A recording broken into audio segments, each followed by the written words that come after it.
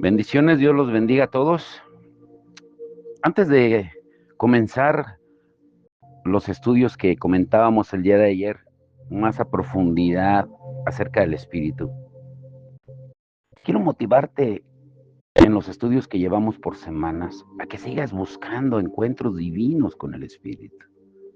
Vivimos en un tiempo en la que abundan potestades engañosas, crisis, falta de fe, y hoy más que nunca necesitamos ser llenos del poder y del fuego del Espíritu para, para poder demostrar al Dios vivo. Él está anhelando revelarse a sí mismo a través de encuentros divinos y mostrar su fidelidad en medio de los problemas de su pueblo. Por eso te exhorto a que tengamos comunión continua con el Espíritu.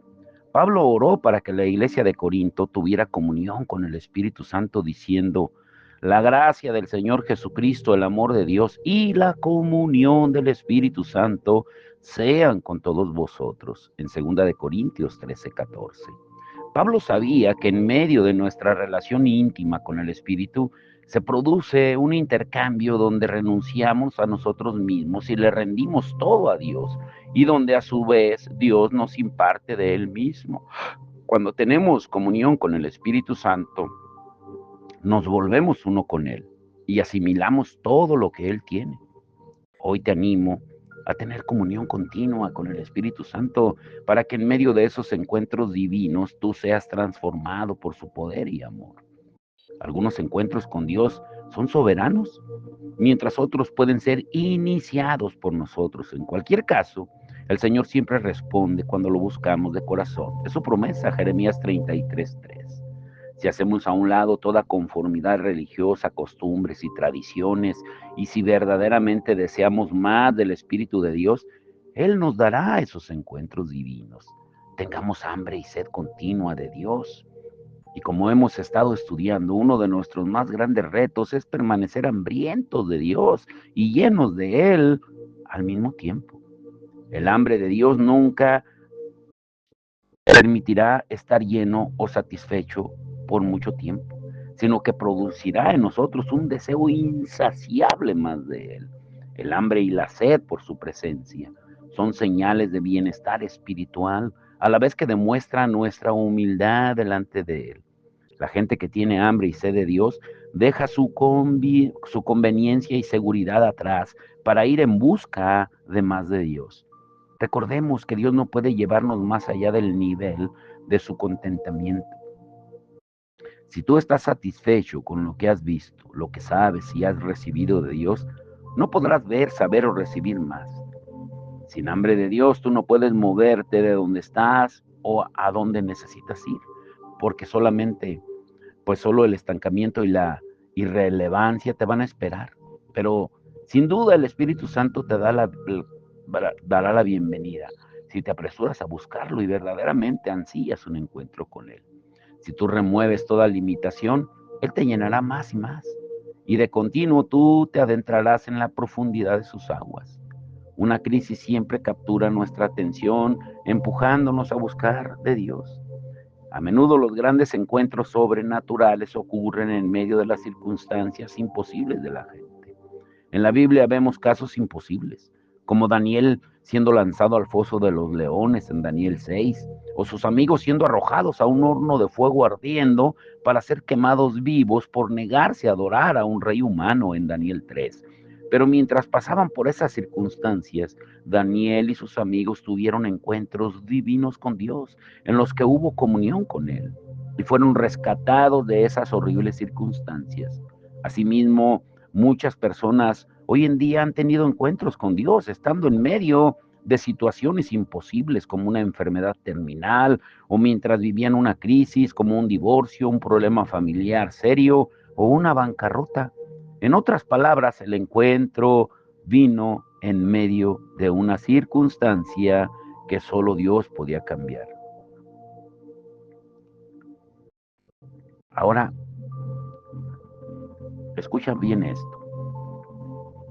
Es tiempo de tener un encuentro divino. Ese es el tiempo, el mejor tiempo para tener un encuentro divino. Pero jamás lo tendrás si no entiendes quién es el Espíritu Santo.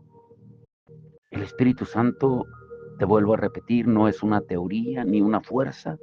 El Espíritu es Dios y actúa como nuestro Dios para reunir un pueblo para sí mismo. Por eso debemos seguir la revelación bíblica del Espíritu desde Génesis hasta Apocalipsis. Su personalidad, su deidad del Espíritu, la inspiración del Espíritu,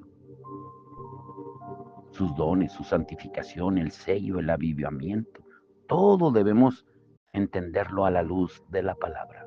Ahora escuchan bien esto, el título de hoy.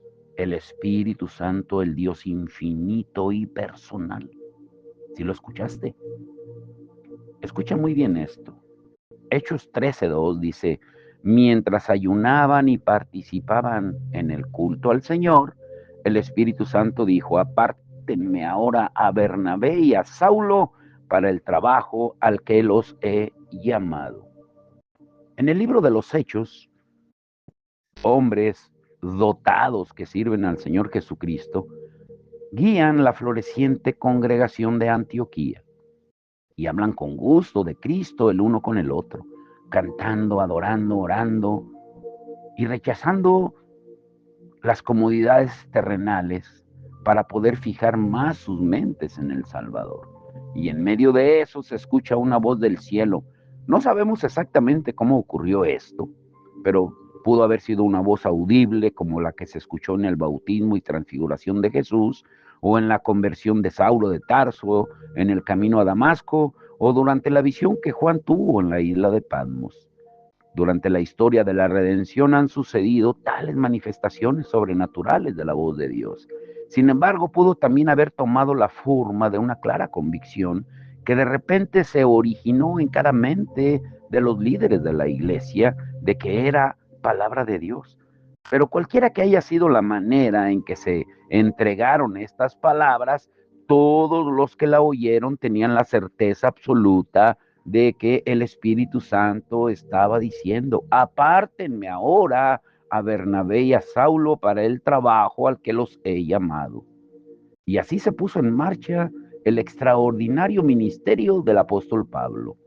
El Espíritu de Dios estaba llamando a estos dos hombres a una obra espiritual y especial. Los líderes de la iglesia habían estado adorando al Señor Jesucristo, pero la respuesta en medio de la adoración vino del Espíritu Santo.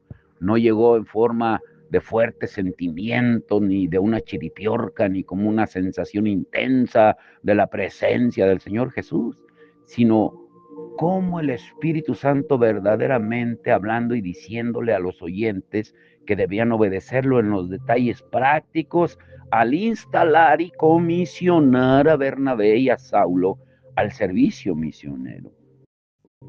Por eso ayer hablábamos de que no vamos a entender los conceptos de discipulado, de la gran comisión, de que somos esclavos al servicio del Señor, si no entendemos la obra del Espíritu Santo, de que el Espíritu Santo es el Dios infinito y personal y es quien está dirigiendo su iglesia el día de hoy. La respuesta del Dios Todopoderoso fue a través del Espíritu Santo. Dios, quien es omnisciente y omnipresente y a la vez personal, estaba ahí. El Dios que no guarda silencio habla y les dice, apártenme a estos dos hombres, los he llamado para que hagan un trabajo para mí. El Dios que habla es el Espíritu Santo. El Espíritu Santo mismo dice estas palabras. Muchas personas hoy en día son ignorantes de la persona y obra del Espíritu Santo, tanto experiencial como teológicamente. No obstante, hablan mucho de él y muchos afirman que él obra de maneras especiales en las personas y en las congregaciones, pero es solo teoría. Tales afirmaciones nos pueden intimidar, pero no tienen más autoridad que los hombres y las mujeres que las dicen. Nuestras conciencias no están sujetas a los reclamos humanos, pero al mismo tiempo no nos atrevemos a subestimar la importancia crucial de la obra del Espíritu de Dios. Sabemos que el Hijo de Dios se encarnó, murió en la cruz, se levantó de la tumba y ascendió al trono en el cielo para poder derramar su Espíritu en Pentecostés y continuar derramándolo en la iglesia en todas partes. Sin el don del Espíritu Santo, los logros anteriores del Salvador no nos hubieran servido. El elemento esencial, vital y fundamental en la vida de cada congregación es la persona y obra del Espíritu de Dios. En la medida que es iluminada, estructurada y juzgada a través de la palabra inspirada por el Espíritu. El clímax del ministerio de Jesús tiene lugar en el aposento alto, donde Él les enseña a sus 12 discípulos sobre la venida del Espíritu Santo, en Juan 14, 15 y 16. No hay nada bueno en ninguno de nosotros que no sea el resultado de la obra del Espíritu Santo. Yo te invito a que leas, que estudies esos 3 capítulos de Juan 14, 15 y 16. Cada virtud que poseemos, cada victoria que ganamos, cada pensamiento de santidad, se lo debemos al Espíritu. Jesucristo, después de que les enseñó acerca de la obra y del ministerio del Espíritu Santo en 3 capítulos, hace su oración última sacerdotal al Padre en Juan 17. O sea, primero les enseñó acerca del Espíritu para poder entender la obra que venía. Lo que sea que Dios nos llame a hacer en la vida, solo se puede lograr por el Espíritu Santo. Sin Él no podemos hacer nada, no podemos hacer ningún bien espiritual sin el Espíritu. Cada nuevo cristiano se vuelve un creyente por medio de la obra soberana del Espíritu Santo. Cada cristiano que termina la carrera de la vida y entra a la gloria ha sido guardado y preparado para el cielo por el poder del Espíritu. El único pecado que no tiene perdón es el que se comete en contra del Espíritu, la blasfemia en contra del Espíritu Santo. Jesús lo dijo claramente. Pero a pesar de eso, ¿qué errores y herejías han entrado sigilosamente en la iglesia en los últimos años en relación al Espíritu Santo? Debemos ser diligentes al estudiar y conocer sobre la persona y obra del Espíritu Santo. Si un seminario produjera 100 veces más predicadores que los que produce hoy, la iglesia no estaría ni una pizca mejor, a menos que a Dios le placiera dar un nuevo derramamiento del Espíritu Santo. Por eso escucha muy bien esto. Número 1, el Espíritu Santo es una persona. Hershey, tal vez has comido los chocolates Hershey. Fue el creador de las barras de chocolate envueltas, Kellogg's, de las hojuelas de maíz, Henry Ford, de los automóviles. O sea, personas reales han producido materiales que usamos todos los días, pero casi nunca pensamos en los creadores de estos productos. Incluso hemos despersonalizado a los hombres que dieron sus nombres a sus productos al decir, comámonos un chocolate Hershey o vamos a manejar un carro Ford. Debemos tener cuidado de no hacer eso con el Espíritu Santo.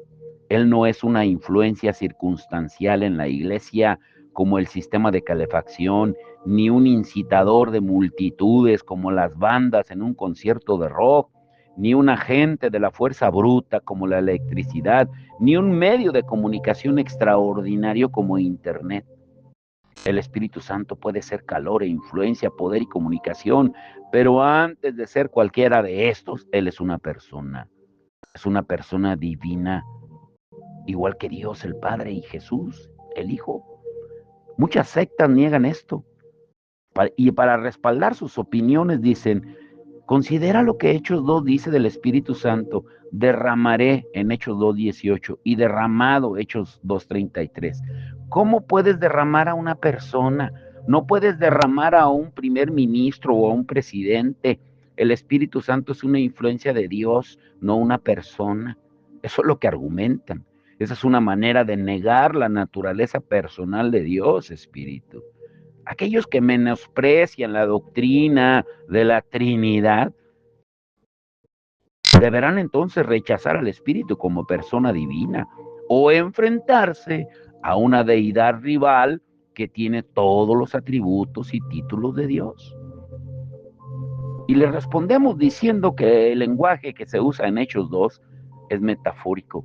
Así como el agua cae a cántaros en un intenso aguacero, así el Espíritu Santo descendió sobre los creyentes en el día de Pentecostés, afectó a 120 discípulos de Jesús, llenándolos de él mismo, y regeneró a 3,000 incrédulos. Él no cambió a una persona aquí y a otra allá. Vino como las cataratas del Niágara, cayendo como una cascada sobre la multitud. Él se derramó abundantemente como un monzón en Jerusalén, mientras las multitudes escuchaban a Pedro predicar. Los pecadores que estaban espiritualmente tan secos como palos viejos y piedras polvorientas fueron empapados por el Espíritu mientras él se derramaba. La verdadera hermenéutica, que es la interpretación de la palabra, afirma la personalidad del Espíritu. Insistimos en que el Espíritu es una persona que tiene inteligencia, voluntad, entendimiento, afecto, propósito e individualidad. Todos los elementos de la personalidad se atribuyen al Espíritu y se encuentran en él. Él no es deficiente en ninguna cualidad moral, tal como la amabilidad, la paciencia, la mansedumbre, la sabiduría, dominio propio, el gozo, la bondad. Él tiene vida en él mismo, así como el Padre y el Hijo tienen vida. Ahora, consideremos varias formas en las que el Espíritu es una persona. Eso está hermoso. Por eso se los anticipábamos a principio de semana, que iban a ser estudios hermosos. Número 1, las Escrituras usan pronombres personales para referirse al Espíritu Santo. La Escritura no se refiere al Espíritu como eso, como si hablara de energía o poder. La Escritura usa él. El Espíritu también se refiere a él mismo como una persona. En Antioquía, el Espíritu les dice a los creyentes: apártenme ahora a Bernabé y a Saulo para el trabajo al que los he llamado. En Hechos 13:2. El Espíritu de Dios usa los pronombres personales, mí y yo. El Señor Jesucristo también se refiere al Espíritu como una persona en Juan 15:26. Y Jesús declara: cuando venga el Consolador, yo les enviaré de parte del Padre el Espíritu de verdad que procede del Padre. Él testificará de mí. Lo que es gramaticalmente interesante es que al Espíritu de verdad inmediatamente lo sigue la palabra Él. Si Juan hubiera querido que nosotros creyéramos que el Espíritu de Dios es una fuerza impersonal y neutra, pues este hubiera sido el lugar perfecto para hacerlo, pero Juan dice Él. El tema del Espíritu como persona también es evidente en Juan 16:13 y 14, donde el pronombre personal Él aparece 7 veces. Pero cuando venga el Espíritu de verdad, Él os guiará a toda la verdad, porque Él no hablará por su propia cuenta, sino que Él dirá solo lo que Él oiga, y Él les anunciará las cosas por venir. Él me glorificará, porque Él tomará de lo mío y se los dará a conocer a ustedes. O sea, no hay necesidad gramatical de usar los pronombres masculinos, pero Jesús lo hace, afirmando así que las sectas no tienen excusa de negar la personalidad del Espíritu Santo.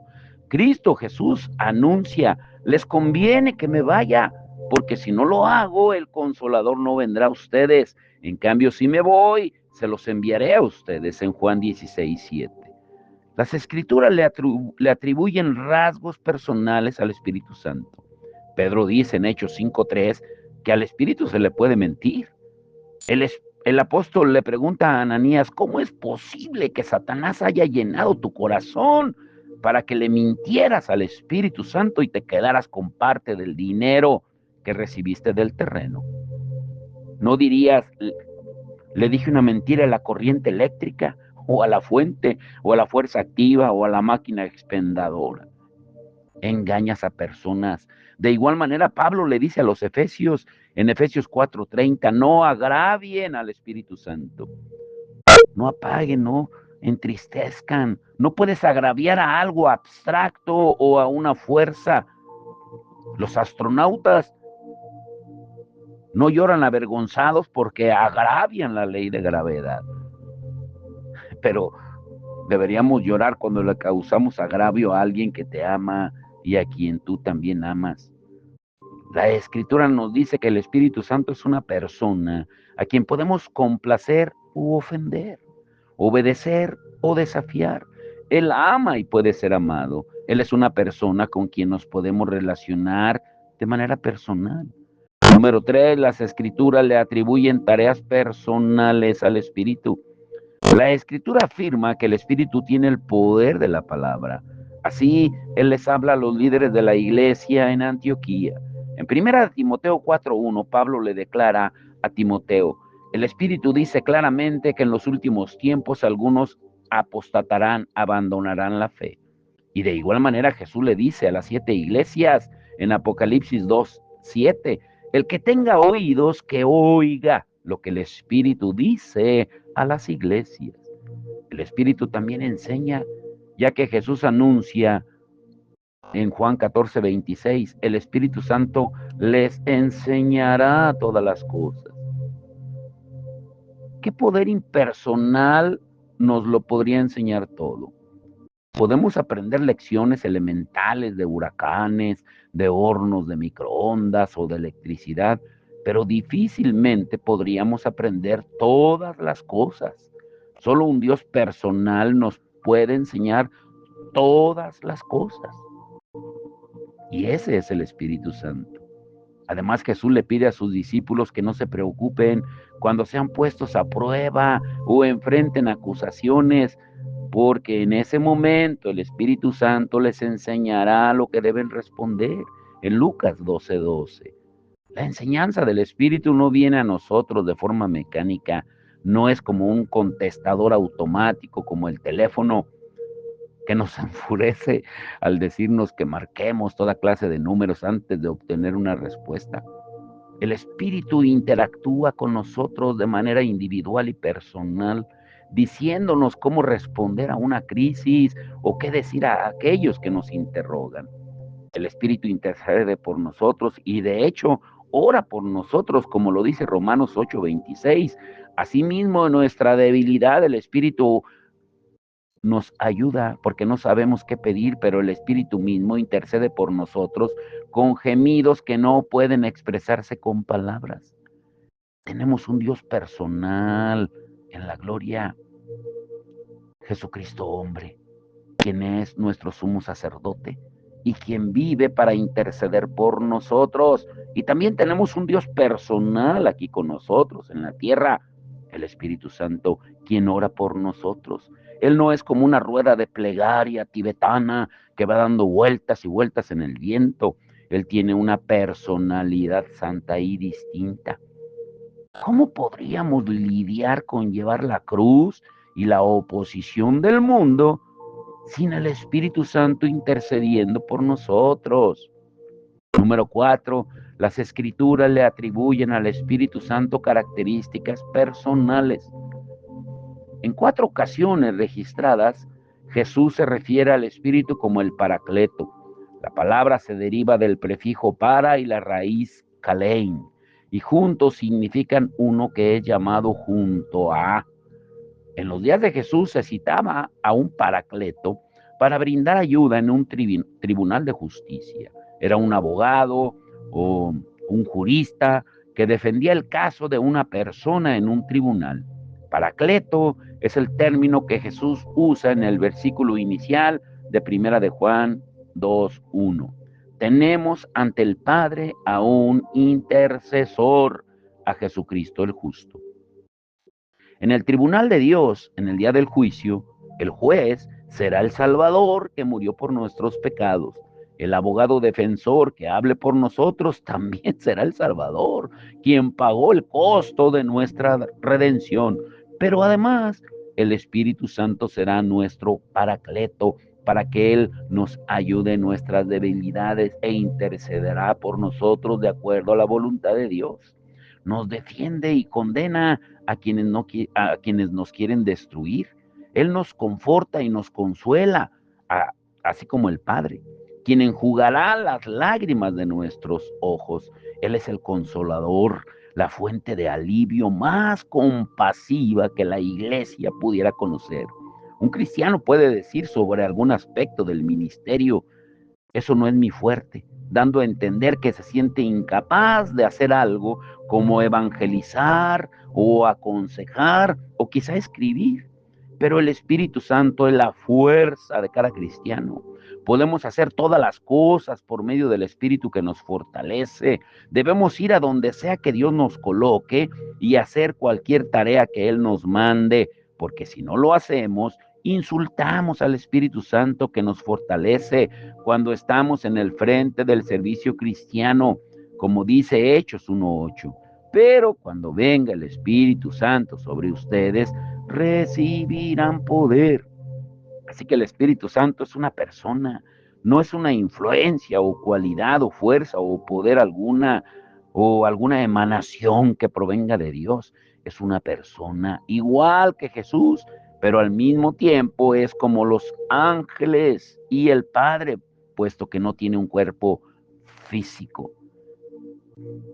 Y te quiero dejar con esto: el Espíritu Santo es Dios.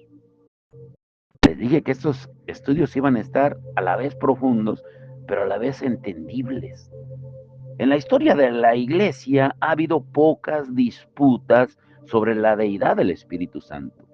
Ha habido debates importantes sobre si Cristo es Dios. Por medio de tales controversias, las personas han examinado minuciosamente las Escrituras y han llegado al acuerdo de que éstas enseñan que Jesucristo es Dios. La Iglesia ha concluido en sus confesiones que Jesús tiene todos los atributos de Dios, todos los nombres de Dios, todas las prerrogativas de Dios. Cristo el Hijo es Dios tanto como el Padre es Dios. Las controversias sobre la divinidad del Espíritu son poco comunes, pero se han dado porque no hay una declaración en la Escritura que diga: el Espíritu es Dios. Sin embargo, la Biblia sí declara que el Espíritu posee atributos divinos y ejercita la autoridad soberana de Dios, y tal enseñanza es clara e inalterable. Y examinaremos algunas de las evidencias que comprueban esta declaración entre hoy y mañana. Por eso tenemos que entender que el Espíritu Santo es el Dios infinito y personal. Número uno, al Espíritu Santo expresamente se le llama Dios. En Hechos 5:3-4, Pedro le pregunta a Ananías: ¿cómo es posible que Satanás haya llenado tu corazón para que le mintieras al Espíritu Santo y te quedaras con parte del dinero que recibiste por el terreno? ¿Acaso no era tuyo antes de venderlo? Y una vez vendido, ¿no estaba el dinero en tu poder? ¿Cómo se te ocurrió hacer esto? No has mentido a los hombres, sino a Dios. Pedro declara en el versículo 3 que Ananías ha mentido al Espíritu Santo. Y en el versículo 4 dice que Ananías ha mentido a Dios. Pedro, que había crecido como judío y que confesaba: escucha, oh Israel, el Señor tu Dios, el Señor uno es, tenía un profundo odio por la idolatría. Además, había pasado 3 años en la presencia de aquel al que conoce como el Señor y Cristo. Y ahora él identifica al Espíritu Santo como Dios. Y el apóstol Pablo de igual manera creció como judío y no obstante llama a los cristianos el templo de Dios. Y hace esto porque lo estipula en 1 Corintios 3:16. El Espíritu de Dios habita en ustedes. Ya que un cristiano es el templo del Espíritu Santo, debe por lo tanto glorificar a Dios en su cuerpo. Y Pablo continúa diciendo que los cristianos son el templo del Dios viviente en 2 Corintios 6:16. Y con esto él se refiere al Espíritu Santo como el Dios viviente. Y una vez más, en 1 Corintios 12, el apóstol habla de las 3 personas de la deidad como el Espíritu. En el versículo 4, el mismo Señor en el versículo 5 y el mismo Dios en el versículo 6. Si observas la prioridad de las personas, Primero el Espíritu, después el Señor y después Dios. Uy, esto está hermoso. Te quiero dejar hasta aquí para que lo digieras, perdón, y que puedas entender que el Espíritu Santo es el Dios infinito y personal. Padre, en el nombre de Jesús, te damos toda la gloria, toda la honra a ti, que eres el único Dios infinito y personal. Señor, y que ahora a través del Espíritu de Cristo podemos conocerte más.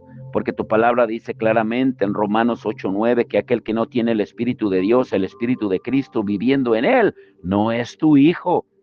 Señor, y nosotros sabemos que hemos recibido tu Espíritu porque da testimonio de ti, te glorifica a ti, te exalta a ti, y Él se manifiesta en nuestra vida.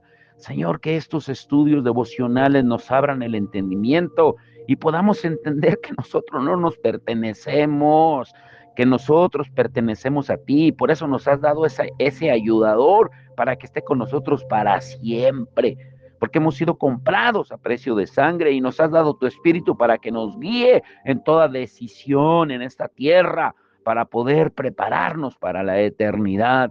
Te damos toda la gloria, toda la honra, Señor, y que tú sigas manifestando tu amor y tu gracia en cada hermano y hermana, Señor. En el nombre que es sobre todo nombre, te lo rogamos. Amén y amén.